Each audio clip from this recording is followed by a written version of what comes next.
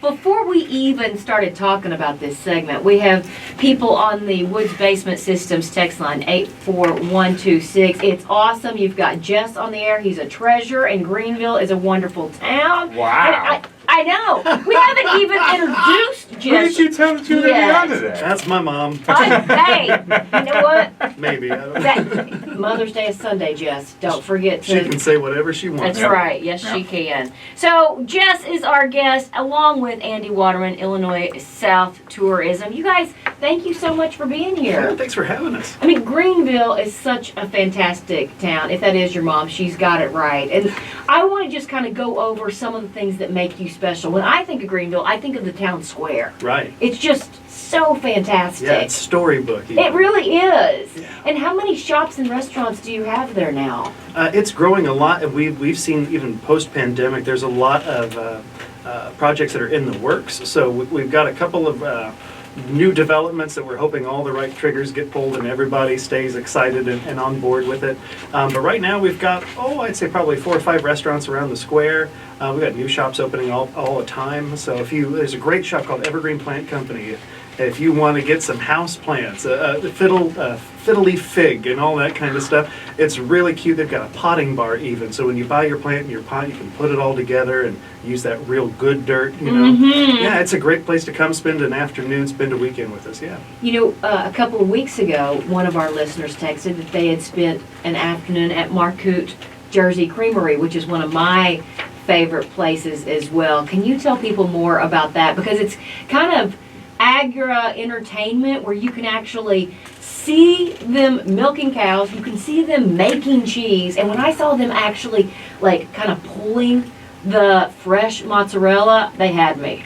Oh. It's a fascinating place to go, especially if you've got young ones or if you've got maybe older ones in your family that grew up on a farm, something like that.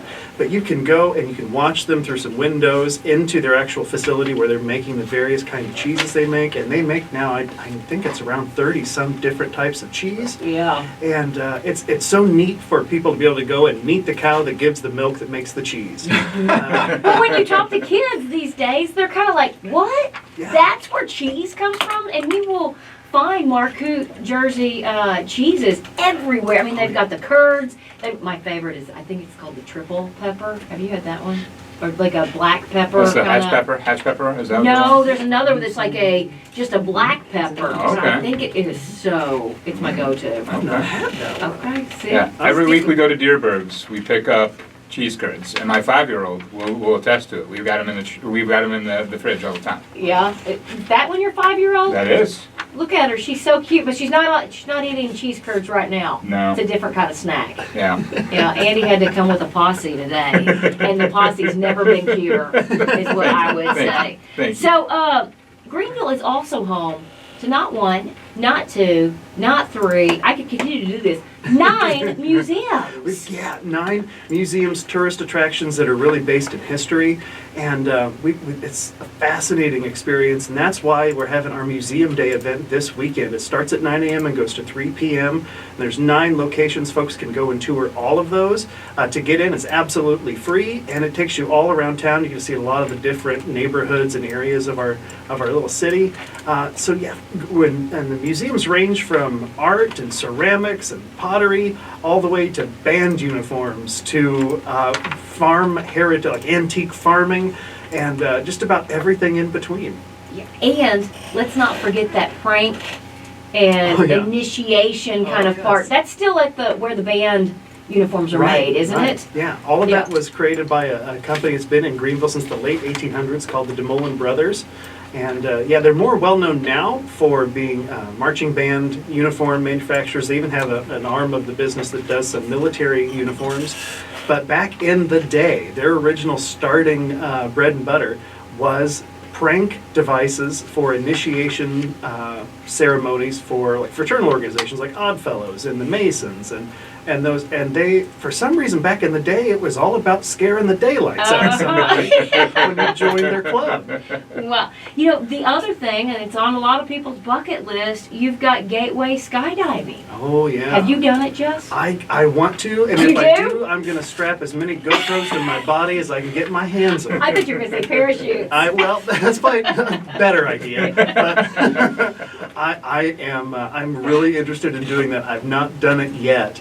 But those folks out there that run at the Gateway Skydiving, they're pretty incredible, and they're daredevils, I'd say. Yeah, they are indeed. And remind people, how far is Greenville from downtown St. Louis? Just 45 minutes. Yeah, it's nothing. I mean, it's a perfect little day trip. Yeah, it's a great way to get out of the city and just maybe get a breath of fresh air, of country air even. Yeah, so just exit 45 off of I-70, and that takes you right into downtown Greenville. And you get all the charm and the history, as well as you're going to see a lot of friendly faces that are glad to have you there. You know, that is so true. I think every single time that I stopped in Greenville, everyone was so kind. And, they hold the door for you. It felt like I was back home in New Madrid. Right, and it's the kind of area where everybody waves at each other as you pass in the street. Mm-hmm. If you pass by somebody in the sidewalk, you say, "Hi, how are you?" "Oh, good." "Good morning," and all that kind of stuff. It's so charming and sweet. And that's something we want people to come and experience, is that kindness that we have. How big is Greenville these days? Population is around 7,000 people. Now, that does include some folks in the federal penitentiary. You can count them, they're but there. they're residents. They live there. Yeah. And so we claim them. Yeah. And some folks might even be familiar if they've traveled I-70 a lot past Greenville. We used to have a billboard that was placed out that's right next to the prison that said if you lived in Greenville, you'd be home by now. It was right by the prison. Right by the prison. Oh, I like whoever did that sense of humor. That's been the subject of many TikToks, Yeah. etc. And recently, that sign's gotten a refreshing. And when you drive by now, it's not going to say the same thing. Okay. Yeah. That's pretty funny. Andy, I know you've spent a lot of time in Greenville as well. What sticks out to you when I say Greenville? Oh, so many things that we have already mentioned, but one that we haven't yet, and it's because I'm a foodie, would be kahunas. I love burgers more than probably almost any food in the world. And if you have not had kahuna's burgers, you are missing out. Okay, so what is the difference? Is it a smash burger? Is it a thick quarter pounder? Is it the bread? What makes it so good? Oh, that's a really good question. So it's not like a thick, like a half pound, like thick, or even a quarter pound. They're a little thinner, but they're so good. And actually, my favorite, to be honest with you, I haven't even strayed from this one burger. I get it every single time because it's so good. It's called the Sunset Burger, and it's got a sweet chili cream cheese on it. Yeah. Now, whoever decided that sweet chili cream cheese should go on a burger needs a Nobel Peace Prize, because it is phenomenal. And I think it's got some pineapple on there too, but it's tremendous. It's great. I literally get it every single time. And so kahuna's, and then the other place that I would go, because I'm a foodie, would be Rolling Lawn's Milk House. They've got fantastic ice cream, and another thing that the 5-year-old over here loves is their orange cream milk and their chocolate milk. Well, somebody just said if you get a chance, try the chocolate milk at the Milk House, the best in the world. So is the Milk House in downtown Greenville? It's on your way. We've got an area right off the interstate where we've got hotels and some fast food restaurants, and then if you just jaunt another half a mile down the road, you'll see the Milk House there, and that leads you more into the rest of the area, more of the town. I feel like Greenville has just kind of gotten bigger and better, and you guys are doing such a fantastic job of spreading the word. Am I right on that? Yeah, absolutely. And we've got a lot of entrepreneurs that are really coming into their own right now. And we've seen a lot of interest in redevelopment of our downtown, which is so historic. But as time goes on, those things can start to really need some major innovations. And we've got some people that are taking the bull by the horns and said, yeah, we're going to get this done. And thankfully, too, we've got Greenville University there. And they've really been a big part of that kind of resurgence that we're experiencing right now. We've even got plans to build a new downtown plaza with a water feature and stage. It's going to be a great place to have events and our farmers markets and stuff like that. I love that. Do you have a farmers market each weekend? We have one on the very first Saturday of each month, starting in June, going through October. Oh, that's going to be here before you know it. Someone else on the Woods Basement Systems text line, 84126. I stop at the Hen House in Greenville 3 times a year. We'll have to go a few miles down the road now. Do you know where the Hen house The again? hen house is not in Greenville unless it's a secret club that I'm not aware of. But I think that might be over towards Highland, I think, maybe. I believe it is. I think so. But yeah, we're really close to Highland. We're just a little bit further down the road. Yeah. Yeah, so if they're going to the hen house, yes, come on down and come and see us. Plenty of things to do and see, and I want to go back to those 9 museums. What museum started it all? Which was the first museum there? Do you know? Oh, goodness sakes. Oh, they said Huddle House. They Oh, stand corrected. Huddle House. Huddle House, Yeah. there you go, there you go. Yeah. I know the Huddle House. Yeah, Of course you did. Yes. the very first one. Oh gosh, I should know that, but I don't really have a good answer. I would say probably the Historical Society. They started the Bond County Museum. And we've had, just like a lot of other towns have, but what I think is so unique about Greenville is we've had 3 former presidents at some point in their life have come to Greenville and made a speech. Really? We had Abraham Lincoln, Ronald Reagan, and Barack Obama all came in through Greenville and stopped and gave a speech either on the courthouse lawn or near there. And so we've got a lot of history of the connections and why those people came to Greenville were because of residents that were influential at the time that lived there in Greenville. And so, Are you sure they didn't come for the Sunset Burger at Kahuna's? well, if the He's burgers got it had pulled been up there, there. then- Got the menu pulled up and, Andy, what's door to door, what's the drive from Westport to Greenville?